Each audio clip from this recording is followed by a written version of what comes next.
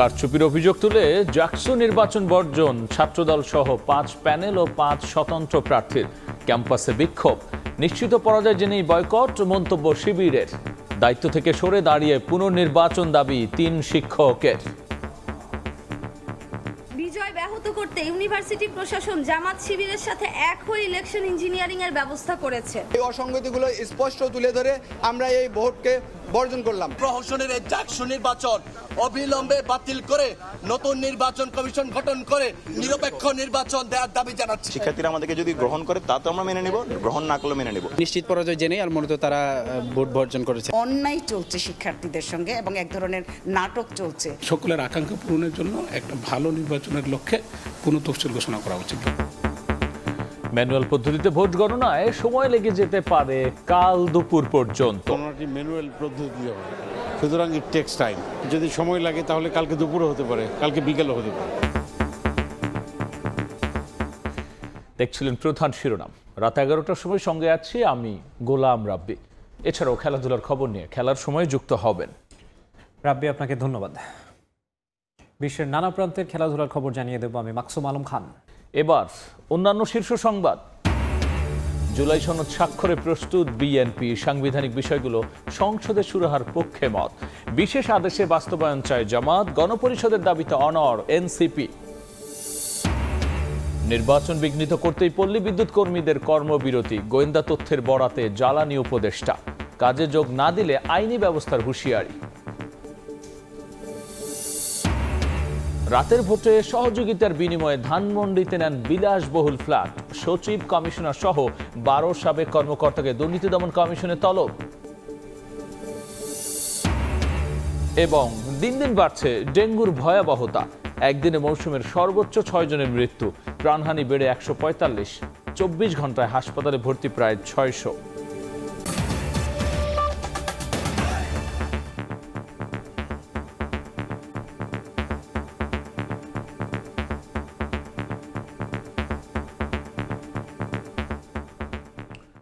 বিশৃঙ্খলা, উত্তেজনা আর বর্জনের মধ্য দিয়ে শেষ হলো জাকসু নির্বাচনের ভোট গ্রহণ। নানা অভিযোগ তুলে একে একে নির্বাচন বর্জনের ঘোষণা দেয় ছাত্রদল সহ 5টি প্যানেল ও 5 স্বতন্ত্র প্রার্থী। শিবির সমর্থিত প্রার্থীরা বলেছেন, নিশ্চিত পরাজয় জেনেই ভোট বয়কটের এই ঘোষণা। এদিকে নির্বাচনী দায়িত্ব থেকে সরে দাঁড়িয়েছেন জাতীয়তাবাদী ফোরামের 3 জন শিক্ষকও। তারা পুনঃতফসিলের মাধ্যমে নতুন নির্বাচনের দাবি জানিয়েছেন। এদিকে নির্বাচন কমিশন জানিয়েছে, ম্যানুয়াল পদ্ধতিতে ভোট গণনার জন্য ফল পেতে সময় লেগে যেতে পারে শুক্রবার দুপুর পর্যন্ত।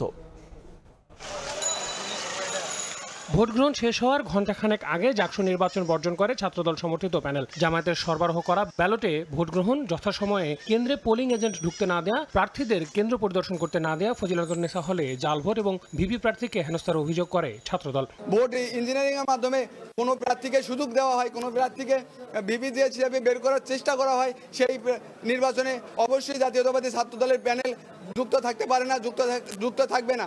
আমরা যার জন্য এই অসঙ্গতিগুলো স্পষ্ট তুলে ধরে আমরা এই ভোটকে এখনই বর্জন করলাম। নির্বাচনে অনিয়মের অভিযোগ তুলে এর প্রতিবাদে রাতে ক্যাম্পাসে বিক্ষোভ করেন ভোট বর্জনকারীরা। এ সময় নতুন নির্বাচন কমিশন গঠন করে পুনরায় ভোট দেওয়ার দাবি জানান ছাত্রদল নেতারা। কারচুপি এবং পক্ষপাতমূলক এবং প্রহসনের এই জাকসু নির্বাচন অবিলম্বে বাতিল করে নতুন নির্বাচন কমিশন গঠন করে নিরপেক্ষ নির্বাচন দেওয়ার দাবি জানাচ্ছি। শিবির সমর্থিত প্যানেলের প্রার্থীরা বলেন, নিশ্চিত পরাজয় জেনেই ভোট বর্জন করেছে ছাত্রদল। আমরা শিক্ষার্থীদের ম্যান্ডেট নিতে চাই। শিক্ষার্থীরা আমাদেরকে যদি গ্রহণ করে তা তো আমরা মেনে নেব, গ্রহণ না করলে মেনে নেব। কিন্তু কেউ যদি শিক্ষার্থীদের কাছে হেরে যাওয়ার ভয়ে কোনো সিদ্ধান্ত নেয়, সেটা আসলে আমাদের ব্যক্তিগত কোনো ব্যাপার। যেহেতু জাল ভোট বা কারচুপির কোনো ঘটনা ঘটেনি, আমি মনে করি এখানে নির্বাচন বয়কটের কোনো প্রশ্ন আসে না। সেক্ষেত্রে এখন ছাত্রদল যেহেতু বর্জন করছে, তারা আসলে হেরে যাওয়ার যে ভয়, হেরে যাওয়ার নিশ্চিত পরাজয় জেনেই আর মূলত তারা ভোট বর্জন করেছে আর কি। অব্যবস্থাপনার অভিযোগ এনে নির্বাচনের দায়িত্ব থেকে সরে দাঁড়ানোর ঘোষণা দেন জাতীয়তাবাদী ফোরামের কয়েকজন শিক্ষক। অন্যায় চলছে শিক্ষার্থীদের সঙ্গে এবং এক ধরনের নাটক চলছে। এখানে আসলে আমি যে দায়িত্বটা পালন করছি, সেই দায়িত্ব পালন করে আর কি করব, সেই জায়গা থেকে আমি নিজেকে উইথড্র করে নিয়ে এসেছি। সকলের আকাঙ্ক্ষা পূরণের জন্য একটা ভালো নির্বাচনের লক্ষ্যে পুনঃতফসিল ঘোষণা করা উচিত। এর আগে বেলা 12টার পর ফজিলাতুন্নেসা হলে ছাত্রদলের ভিপি প্রার্থীর প্রবেশকে কেন্দ্র করে তৈরি হয় বাকবিতণ্ডা। ঘণ্টাখানেক বন্ধ থাকে ভোট গ্রহণ। একই কারণে উত্তাল হয়ে ওঠে তাজউদ্দিন হলের ভোট কেন্দ্র। কিছুক্ষণ বন্ধ থাকে ভোট গ্রহণ। উত্তেজনা দেখা যায় জাহানারা ইমাম হলেও। কিভাবে তারা কোনো ধরনের পারমিশন ছাড়া, অনুমতি ছাড়া অনিয়মতান্ত্রিকভাবে মেয়েদের হলে প্রবেশ করলো, এটার কোনো উত্তর এখন পর্যন্ত আমরা পাইনি। শিবিরের যারা প্রার্থী আছে, জিএস প্রার্থী আছে এবং ভিপি আছে, তারা দলবল নিয়ে মেয়েদের হলে প্রবেশ করেছে। ম্যানুয়াল পদ্ধতিতে গণনা করায় ফলাফল আসতে অপেক্ষা করতে হতে পারে শুক্রবার দুপুর পর্যন্ত। আমি যতটুকু জানি গণনাটি ম্যানুয়াল পদ্ধতিতে হয়, সুতরাং ইট টেক্স টাইম। হ্যাঁ, এটা বলা মুশকিল আসলে। যদি সময় লাগে তাহলে কালকে দুপুরে হতে পারে, কালকে বিকেলে হতে পারে। এদিকে নির্বাচন চলাকালে ক্যাম্পাসে অবৈধভাবে অবস্থানের অভিযোগে ছাত্রদলের কেন্দ্রীয় সহসভাপতি হাফিজুর রহমান সোহানকে আটক করে প্রক্টোরিয়াল বডি। আল আমিন তুষার, সময় সংবাদ, ঢাকা। এই মুহূর্তে জাহাঙ্গীরনগর বিশ্ববিদ্যালয়ে আছেন সহকর্মী শাকির আহমেদ এবং মুরসালিন হক। সরাসরি প্রথমে যাচ্ছি শাকিরের কাছে। জাহাঙ্গীরনগর বিশ্ববিদ্যালয়ের কেন্দ্রীয় শিক্ষার্থী সংসদ জাকসু হল সংসদ নির্বাচনের ভোট গণনা সেটি কিন্তু ঠিক 1 ঘন্টা আগে শুরু হয়েছে। এখন প্রথম যে দুটি হলের ভোট গণনা সেটি কিন্তু চলছে। ম্যানুয়াল পদ্ধতিতে এই ভোট গণনা হওয়ার কারণে কিছুটা বেশি সময় লাগছে। যদি জানাতে চাই যে 9টা থেকে বিকেল 5টা পর্যন্ত ভোট গ্রহণের কথা থাকলেও পরবর্তীতে নানা বিভ্রাটের কারণে কিন্তু মাঝখানে যে কয়েক ঘন্টা ভোট গ্রহণ বন্ধ ছিল, সেটির কারণে কিন্তু সময় ভোট গ্রহণের সেটি কিন্তু বাড়ানো হয় এবং পরবর্তীতে সেই ভোট গ্রহণ প্রক্রিয়া কিন্তু আমরা দেখতে পেয়েছি সন্ধ্যার পর, অর্থাৎ রাত 7:30টা পর্যন্ত সেই কয়েকটি হলে কিন্তু ভোট গ্রহণ চলে। সবশেষ সিনেট ভবনে এই যে ভোটগুলো যেগুলো গ্রহণ করা হয় বিভিন্ন হলে সেগুলো কিন্তু আনা হয়েছে এবং কেন্দ্রীয়ভাবে নানা জটিলতা যেগুলো ছিল সেগুলো শেষ করে সবশেষ কিন্তু আমরা দেখতে পেয়েছি 10টার পর ভোট গ্রহণের যে আনুষ্ঠানিক কাজ সেটি শুরু হয় এবং এটি কখন নাগাদ চলবে সে বিষয়ে আমরা বিশ্ববিদ্যালয় প্রশাসনের কাছে জানতে চেয়েছিলাম। নির্বাচন কমিশনের যিনি সদস্য সচিব অধ্যাপক এ.কে.এম. রশিদুল আলম, তিনি আমাদেরকে জানিয়েছেন যে এই প্রক্রিয়াটি শেষ করতে হয়তো কালকে তাদের দুপুর নাগাদ সময় লাগতে পারে পুরো প্রক্রিয়াটি শেষ করতে। যদিও তারা বলছেন যে তারা পেশাদারিত্ব বজায় রেখে এবং নিরপেক্ষতা এবং স্বচ্ছতার জায়গাটি নিশ্চিত করে তারা দ্রুত সময়ের মধ্যে এই ভোট গ্রহণ প্রক্রিয়া এবং ভোট গণনার যে প্রক্রিয়া সেটি তারা শেষ করতে চান। যদি একটু জানিয়ে রাখতে চাই যে সকাল 9টা থেকে ভোট গ্রহণ হওয়ার পরেও কিন্তু দুপুর 3টার কিছুক্ষণ পর জাতীয়তাবাদী ছাত্রদল সহ বেশ কয়েকটি ছাত্র সংগঠনের যে প্যানেল রয়েছে তারা কিন্তু ভোট বর্জন করে। তবে এখনো পর্যন্ত ভোটের মাঠে থাকার, বিশেষ করে শেষ পর্যন্ত ভোটের মাঠে থাকার যে ঘোষণা সেটা কিন্তু দিয়েছে ইসলামী ছাত্র শিবির সহ আরও বেশ কয়েকটি প্যানেল। জানি যে এই নির্বাচনকে কেন্দ্র করে শুধু জাতীয়তাবাদী ছাত্রদল নয়, আমরা দেখতে পেয়েছি জাতীয়তাবাদী আদর্শ শিক্ষক যারা সেই ধরনের বেশ কয়েকজন শিক্ষক কিন্তু ভোট গ্রহণের যে প্রক্রিয়া বা নির্বাচন প্রক্রিয়া যে তাদের অবস্থান ছিল বা দায়িত্ব ছিল সেটি থেকে তারা সরে এসেছেন এবং এই নির্বাচন কমিশন সহ বিশ্ববিদ্যালয় প্রশাসনের বিরুদ্ধে তারা কিন্তু পক্ষপাত সহ নিরপেক্ষতা বজায় রাখতে না পারার যে অভিযোগ সেটা কিন্তু তারা করেছেন। বিশেষ করে ছাত্রদলের পক্ষ থেকে ভোট বর্জনের আগে কিন্তু বলা হয়েছিল যে বিশ্ববিদ্যালয় প্রশাসন একটি নির্দিষ্ট দলের কাছ থেকে ব্যালট পেপার সহ আনুষঙ্গিক যে সরঞ্জামাদি সেটি তারা ক্রয় করেছিল। সুতরাং নির্বাচনের নিরপেক্ষতা নিয়ে কিন্তু জাতীয়তাবাদী ছাত্রদলের পক্ষ থেকে এক ধরনের প্রশ্ন, সবশেষ কিন্তু তারা সেটি বর্জন করেছেন। তবে এখনো পর্যন্ত ভোট গণনার যে প্রক্রিয়া সেটি কিন্তু চলছে, অর্থাৎ বলা যায় যে কেবল শুরু হলো, 40 থেকে 45 মিনিট ধরে সেই প্রক্রিয়াটি কেবল আরম্ভ হয়েছে। তো এই ছিল আমার কাছে। আমাদের অন্যান্য সহকর্মীরাও কিন্তু জাহাঙ্গীরনগর বিশ্ববিদ্যালয়ের বিভিন্ন হল এবং কেন্দ্রের সংবাদ সংগ্রহ করেছেন। চলে যেতে যাই সহকর্মী মোরসালিন জুনায়েদের কাছে। জাহাঙ্গীরনগর বিশ্ববিদ্যালয় কেন্দ্রীয় ছাত্র সংসদ জাকসুর নির্বাচনে যে ভোট গ্রহণের যে প্রক্রিয়া সেটি শেষ হওয়ার পর ভোট কাজ সেটি যেমন ভেতরে চলছিল সব ঠিক তা এই চত্বরটি রয়েছে সিনেট ভবনের বাইরে। এই জায়গায় কিন্তু যারা আছেন এই যে মানুষের যারা রয়েছেন এই শিক্ষার্থীরা এখন পর্যন্ত তারাই মূলত আছেন, এখন পর্যন্ত আসলে এই নির্বাচনের সাথে যুক্ত আছেন। কেননা এরই মধ্যে যে ছাত্রদল বাম সহ বেশ কয়েকটি প্যানেল কিন্তু এরই মধ্যে ছাত্র সংসদ জাকসু নির্বাচনটিকে বর্জন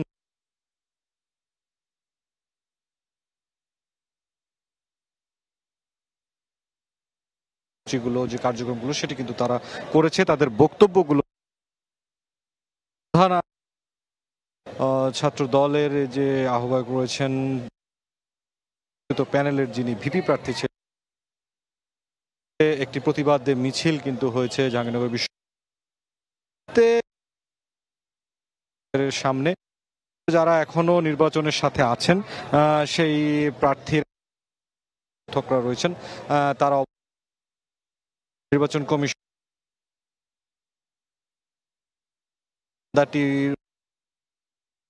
সেই ভবনটিতেও কিন্তু ভোটের সাথে এখনো যুক্ত আছেন, তারা সেখানে অবস্থান করছে। মিলে এখন পর্যন্ত ক্যাম্পাসের পরিস্থিতি জাকসু নির্বাচনের সবশেষ নিয়ে আমরা সরাসরি ছিলাম জাহাঙ্গীরনগর বিশ্ববিদ্যালয় ক্যাম্পাসে। এদিকে জুলাই শহীদদের আকাঙ্ক্ষা বাস্তবায়নে বৈষম্যহীন ঢাকা বিশ্ববিদ্যালয় গড়ার প্রত্যয় ব্যক্ত করেছেন ডাকসুর নতুন ভিপি জিএস। সকালে রায়ের বাজারে ৭১-এর শহীদ বুদ্ধিজীবী ও জুলাই গণঅভ্যুত্থানের শহীদদের আত্মার মাগফিরাত কামনায় দোয়া মোনাজাত করেন শিবির সমর্থিত ডাকসুর নবনির্বাচিত প্যানেল। এ সময় হিজাব নিয়ে ভারতীয় মিডিয়া মিথ্যা তথ্য ছড়াচ্ছে বলেও অভিযোগ করেন এসএম ফরহাদ। রায়ের বাজারে বুদ্ধিজীবী স্মৃতিসৌধে ছাত্র শিবির সমর্থিত নবনির্বাচিত ডাকসু নেতারা ৭১-এর শহীদ বুদ্ধিজীবী ও জুলাই গণঅভ্যুত্থানে শহীদদের আত্মার মাগফিরাত কামনায় করেন দোয়া ও মোনাজাত। গণকবরে মোনাজাত শেষে তারা জানান, জুলাই শহীদদের আকাঙ্ক্ষা বাস্তবায়নে বৈষম্যহীন ঢাকা বিশ্ববিদ্যালয় গড়তে কাজ করবে নতুন নেতৃত্ব। সবার মতামতের ভিত্তিতে শিক্ষার্থীদের নিয়ে কাজ করার কথাও জানান ভিপি সাদিক কায়েম। এই ঢাকা বিশ্ববিদ্যালয়ে আমরা শহীদদের আকাঙ্ক্ষা একটি বৈষম্যহীন ইনসাফ ভিত্তিক বাংলাদেশ বিনির্মাণের চমৎকার একটা নমুনা আমরা হাজির করতে চাই। এই আমানত এটা আল্লাহর কাছে আমাদেরকে জবাবদিহি করতে হবে এবং এর পাশাপাশি সকল শিক্ষার্থীরা আমাদেরকে যে কোনো বিষয়ে যে কোনো সময় তারা আমাদেরকে প্রশ্ন করতে পারবে। আমাদের কাজ হচ্ছে কাজ করা আর শিক্ষার্থীদের কাজ হচ্ছে আমাদেরকে প্রশ্ন করা। সিনেট ভবনে ফল ঘোষণার সময় হিজাব স্লোগান নিয়ে বিতর্কের বিষয়ে তারা অভিযোগ করে বলেন, বিষয়টি নিয়ে ভারতীয় সংবাদ মাধ্যম নিজেদের এজেন্ডা বাস্তবায়ন করছে। বিশ্ববিদ্যালয়ে যে ড্রেস পরে যিনি হিজাব পড়তে চান তাকে আপনি পিছন থেকে এসে গোপনে এসে তাকে বিকৃত ছবি করবেন অথবা তাকে ডিপার্টমেন্টে হেনস্থা করবেন, এই জিনিসগুলো বিশ্ববিদ্যালয়ে না চলা উচিত। সেই ভয়েসটা শিক্ষার্থীরা সেখানে রেজ করেছে। এটাকে বিদেশি মিডিয়া বা স্পেসিফিক একটা দেশের মিডিয়া কেন এটা প্রেজেন্ট করছেন সবকিছু জানা সত্ত্বেও এটা তাদের এজেন্ডার ব্যাপার। তবে দেশীয় মিডিয়া যারা হাজির ছিলেন তারা তো সবকিছু দেখেছেন। আশা করি আমাদের দেশীয় মিডিয়ার ভাইয়েরা সবাই সত্যটাই উপস্থাপন করেছে। আনুষ্ঠানিক দায়িত্ব নেওয়ার পর অন্যান্য পদে নির্বাচিত প্রার্থীদের নিয়ে পরিকল্পনা সাজানোর কথা জানায় ডাকসুর নতুন নেতৃত্ব। নাজমুস সালেহি, সময় সংবাদ, ঢাকা। রাত ১১টার সময় আরও থাকছে। ২ ঘন্টার বৃষ্টিতে শাহজালাল বিমানবন্দরের প্রবেশ পথে হাঁটু পানি, যাত্রীদের চরম ভোগান্তি। প্রাইভেট কারে ৫ থেকে ৬ গুণ বেশি ভাড়া নেওয়ার অভিযোগ। কি লিক নিয়ে চিন্তিত? কিনুন leak proof RFL thread pipe and fittings. সংস্কার বাস্তবায়নে জুলাই সনদে স্বাক্ষরের জন্য প্রস্তুত বিএনপি, তবে সাংবিধানিক বিষয়গুলো সংসদে সুরাহার পক্ষে দলটি। অন্যদিকে সনদ বাস্তবায়নে বিশেষ সাংবিধানিক আদেশ জারির দাবি জানিয়েছে জামায়াতে ইসলামী। আর সনদ বাস্তবায়নের প্রক্রিয়ার গণপরিষদ নির্বাচনের দাবিতে অনড় এনসিপি। রাষ্ট্র সংস্কারের রাজনৈতিক দলগুলোর ঐক্যমতের ভিত্তিতে চূড়ান্ত জুলাই সনদ।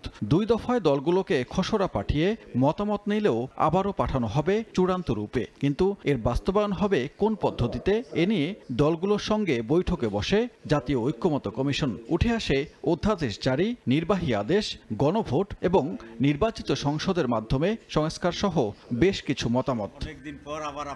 সাংবিধানিক সংস্কারের ক্ষেত্রে নিজেদের মতামত তুলে ধরে জামায়াত ইসলামী। সংবিধানের অনেক ধারা অকার্যকর দাবি করে দলটি বলছে, জুলাই সনদ বাস্তবায়নের সবচেয়ে ভালো উপায় বিশেষ সাংবিধানিক আদেশ জারি। আমরা বলেছি এটাই উত্তম হবে গণভোট করার যে টাইম এবং অ্যারেঞ্জমেন্টের ইস্যু আছে অ্যাভয়েড করার জন্য। যদি এটা না হয় তাহলে জনগণের মতামতের ভিত্তিতে হবে এবং সেজন্য আমরা গণভোটকে সাপোর্ট করি। তবে বিএনপি মনে করে এই পদ্ধতি অনুসরণ করে সাংবিধানিক পরিবর্তনের সুযোগ নেই। সংবিধান সংস্কারের দায়িত্ব ছেড়ে দিতে হবে নির্বাচিত সংসদের হাতে। আশু বাস্তবায়নযোগ্য যে কোনো সুপারিশ যেগুলো জুলাই সনদ অন্তর্ভুক্ত হয়েছে সেগুলো বাস্তবায়নাধীন আছে এবং সম্পূর্ণ বাস্তবায়ন করতে পারে বর্তমান অন্তর্বর্তীকালীন সরকার। জুলাই সনদের সমস্ত সুপারিশ বাস্তবায়নের জন্য অঙ্গীকারাবদ্ধ হয়ে রাজনৈতিক দলগুলো নির্বাচনী ম্যানিফেস্টোতে অন্তর্ভুক্ত করে জাতির কাছে প্রতিশ্রুতিবদ্ধ থাকবে যে যারাই ম্যান্ডেট পাবে পার্লামেন্টে যাবে তারা এগুলো বাস্তবায়নের জন্য অঙ্গীকারাবদ্ধ থাকবে। সংবিধান সংস্কারে গণপরিষদ নির্বাচনের দাবিতে অনড় এনসিপি। তারা বলছে রাজনৈতিক দলগুলো একমত হলে ডিসেম্বরে গণপরিষদ নির্বাচন সম্ভব। জুলাই সনদের সংবিধানের সাথে সম্পর্কিত বিষয়গুলোকে টেকসইভাবে বাস্তবায়নের জন্য গণপরিষদ নির্বাচনের মধ্য দিয়ে নতুন সংবিধান প্রণয়নের দাবি শুধু জাতীয় নাগরিক পার্টি এনসিপির দলীয় দাবি নয়, এটা জাতিকে মুক্তির দাবি। বৈঠক শেষে কমিশনের সহসভাপতি অধ্যাপক আলী রিয়াজ জানান, সনদ বাস্তবায়ন প্রক্রিয়ায় এখনো একমত হতে পারেনি দলগুলো। সমস্ত রাজনৈতিক দল এ বিষয়ে দুটো বিষয়ে একমত হয়েছে। একটি হচ্ছে সুপারিশের যেসব বিষয় সংবিধান সংশ্লিষ্ট নয় সেসব বাস্তবায়নের জন্য অন্তর্বর্তী সরকার অধ্যাদেশ জারি করতে পারে। সুপারিশের যেসব বিষয় সরকারি বা সংশ্লিষ্ট কর্তৃপক্ষের আদেশ ও বিধি প্রণয়নের মাধ্যমে বাস্তবায়ন করা সম্ভব সেগুলো অন্তর্বর্তী সরকার এবং সংশ্লিষ্ট কর্তৃপক্ষ বাস্তবায়ন করতে পারে। 2 ধাপের সংলাপে 84টি সংস্কার বিষয়ে রাজনৈতিক দলগুলো একমত হয়েছে। এর মধ্যে রয়েছে নোট অব ডিসেন্ট সহ 19টি মৌলিক বিষয়। সনদ স্বাক্ষরের জন্য প্রতিটি রাজনৈতিক দলের কাছে 2 জনের নাম চেয়েছে কমিশন।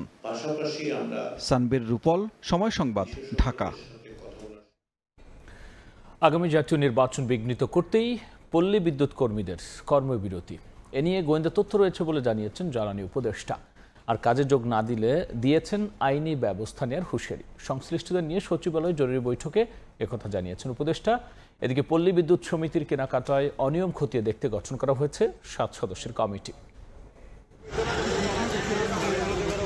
পল্লী বিদ্যুতায়ন বোর্ড ও পল্লী বিদ্যুৎ সমিতি একীভূতকরণ, চুক্তিভিত্তিক কর্মীদের স্থায়ী করা, চাকরিচ্যুতদের পুনর্বহাল সহ বিভিন্ন দাবিতে দেশের 80টি পল্লী বিদ্যুৎ সমিতির অন্তত 70টির কর্মকর্তা কর্মচারীরা রয়েছেন কর্মবিরতি ও গণছুটিতে।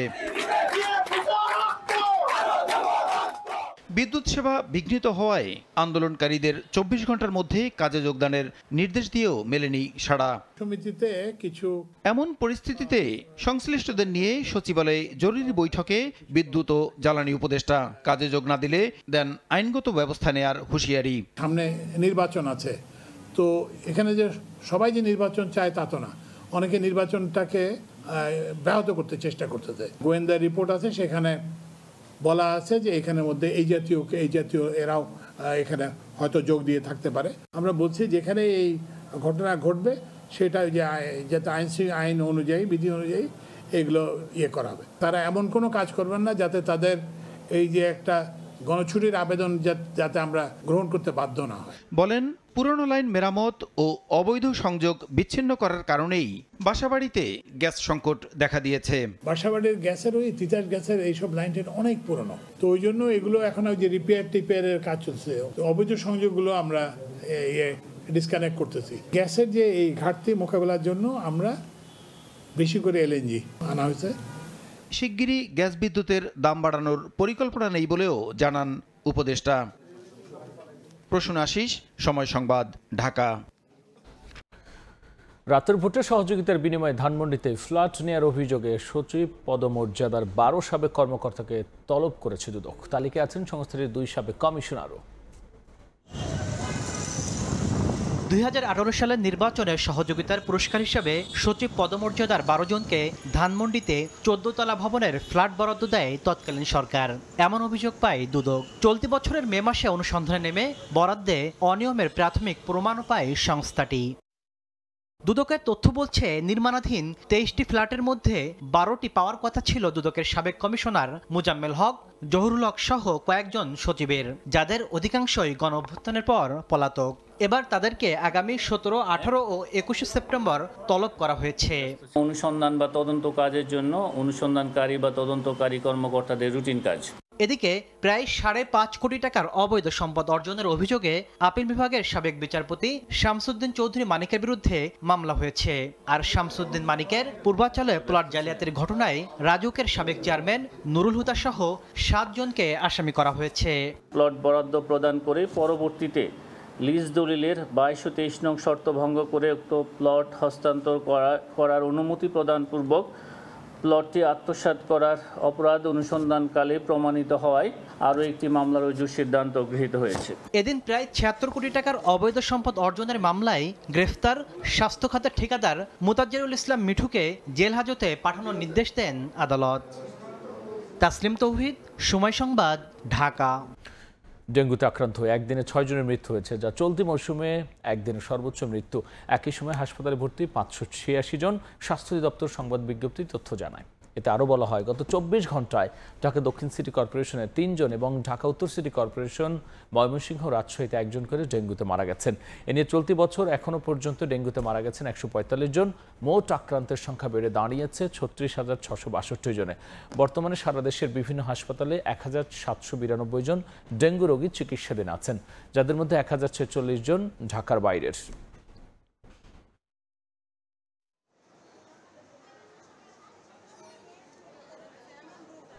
দুই ঘন্টার বৃষ্টিতে হাঁটু সমান পানিতে তলিয়ে যায় হযরত শাহজালাল বিমানবন্দরের অভ্যন্তরীণ টার্মিনালের প্রবেশ ও বের হওয়ার সড়ক। এতে চরম ভোগান্তিতে পড়েন যাত্রীরা। জলাবদ্ধতার কারণে বিভিন্ন যানবাহনের চালককে 5 থেকে 6 গুণ বেশি ভাড়া আদায়ের অভিযোগ করেন তারা। সামান্য বৃষ্টিতেই হাঁটু সমান পানিতে তলিয়ে যায় দেশের অন্যতম গুরুত্বপূর্ণ প্রবেশদ্বার হযরত শাহজালাল আন্তর্জাতিক বিমানবন্দরের অভ্যন্তরীণ টার্মিনালের সামনের সড়ক। বৃহস্পতিবার রাজধানীতে 2 ঘন্টার মুষলধারে বৃষ্টির পর এই জলাবদ্ধতার সৃষ্টি হয়। এতে টার্মিনালে যানবাহন ঢুকতে ও বের হতে না পারায় ভোগান্তিতে পড়েন যাত্রীরা। অনেক যাত্রীকে পানি মারিয়ে লাগেজ হাতে পায়ে হেঁটে পার হতে দেখা যায়, আর সড়কের পাশে গর্ত থাকায় বিপাকে পড়তে হয় তাদের। জলাবদ্ধতার কারণে সময় মতো টার্মিনালে পৌঁছাতে না পারায় অনেককে ফ্লাইট মিস করতেও দেখা যায়। অনেকে বাধ্য হয়ে মোটরসাইকেলে করে পানি পাড়ি দিলেও তার জন্য গুনতে হয়েছে 5 থেকে 6 গুণ বেশি ভাড়া। পানি যাওয়ার মতন সিচুয়েশন নেই, পানি জমানো হয়ে গেছে, প্রত্যেকটা রাস্তার ড্রেন বন্ধ হয়ে গেছে। হাইব্রিড গাড়ি পড়ে গেছিল, এটা আমরাও 20-25 জনে মিল্লা উড়াই দিছি। যেসব গাড়ি আছে তো উল্টাপাল্টা কিছু ভাড়া চাচ্ছে, এখান থেকে ভাড়া চায় 1500 টাকা, 2000 টাকা মোহাম্মদপুরের ভাড়া। এদিকে কয়েকটি যানবাহনের ইঞ্জিনে পানি ঢুকে সড়কেই বন্ধ হতে দেখা যায়। এতে সমস্যায় পড়তে হয় চালকদের। বিমানবন্দর কর্তৃপক্ষের এমন অব্যবস্থাপনায় ক্ষোভ প্রকাশ করেন অনেকে। এতটা সময় পানির জন্য অপেক্ষা করতে হইতেছে ল্যান্ড করার পরে, আসলে এটা খুব দুঃখজনক, কষ্টকর। অনেকে বাইক ভাড়া করে দেওয়ার পথে এসে পড়ে গেছেন এবং বাইক নিয়ে পড়তেও আমি দেখেছি। আমার এটা আসলে কর্তৃপক্ষের কোনো টনক এখন পর্যন্ত নড়েনি। এদিকে 1200 কোটি টাকা ব্যয়ে হযরত শাহজালাল বিমানবন্দর থেকে হাজী ক্যাম্প পর্যন্ত সমন্বিত পথচারী আন্ডারপাস নির্মাণ প্রকল্পের কাজ চলছে, কিন্তু পানি নিষ্কাশনের কোনো ব্যবস্থা না থাকায় তৈরি হয় এই জলাবদ্ধতা। রায়দুল ইসলাম শুভ, সময় সংবাদ, ঢাকা।